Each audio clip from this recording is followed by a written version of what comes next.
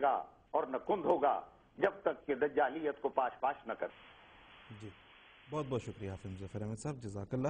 نصیر قمر صاحب، ابھی حافظ مظفر احمد صاحب نے جو گفتگو کی ہے اس میں انہوں نے بتایا ہے مختلف لوگوں کے حوالے سے بھی، اور یہ ایک ثابت شدہ حقیقت ہے کہ مسیح موعود علیہ السلام نے عیسائیت کے رد میں جو چومکھی لڑائی لڑی ہے حضور نے، اس میں پادریوں کو جو ہے جس طرح بتایا نور محمد نقشبندی صاحب کے حوالے سے کہ یورپ تک شکست دے دی اور مطلب ہمیشہ کے لیے.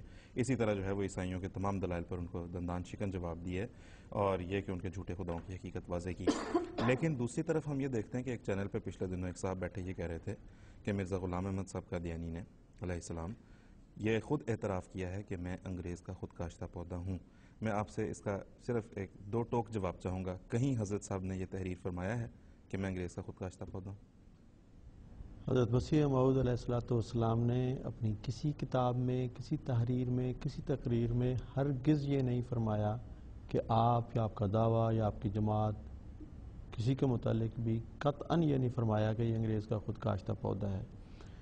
اور ویسے بھی یہ بات عقلاً بھی، جیسے کہ ابھی آپ نے حافظ صاحب کا جواب سنا ہے، یہ ناممکن سی بات ہے کہ انگریز نے کسی کو خود کھڑا کیا ہو اور آپ فرمائیں کہ مجھے انگریز نے کھڑا کیا ہے تاکہ میں ان کے خدا کو مار دوں.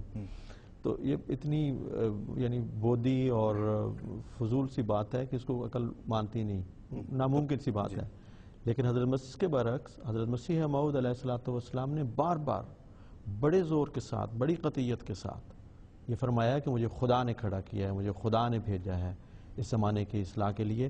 میں چند جملے ان میں سے جو آپ نے بہت جگہوں پہ اس کا ذکر فرمایا، میں نے چند جملے انتخاب کیے ہیں وہ میں پیش کرتا ہوں.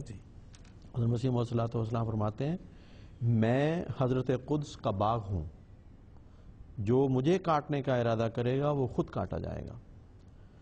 اسی طرح آپ فرماتے ہیں، دنیا مجھ کو نہیں پہچانتی لیکن وہ مجھے جانتا ہے جس نے مجھے بھیجا ہے. یہ ان لوگوں کی غلطی ہے اور سراسر بدقسمتی ہے کہ میری تباہی چاہتے ہیں. میں وہ درخت ہوں جس کو مالک حقیقی نے اپنے ہاتھ سے لگایا ہے.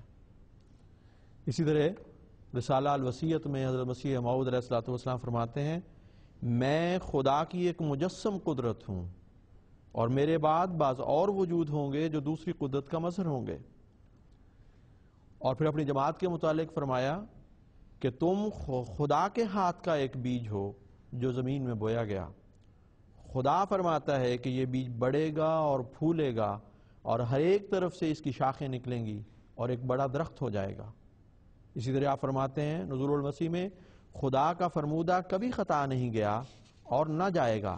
اگر یہ کاروبار انسان کا ہوتا تو ضرور ان کی جان توڑ کوششوں سے یہ تمام سلسلہ تباہ ہو جاتا.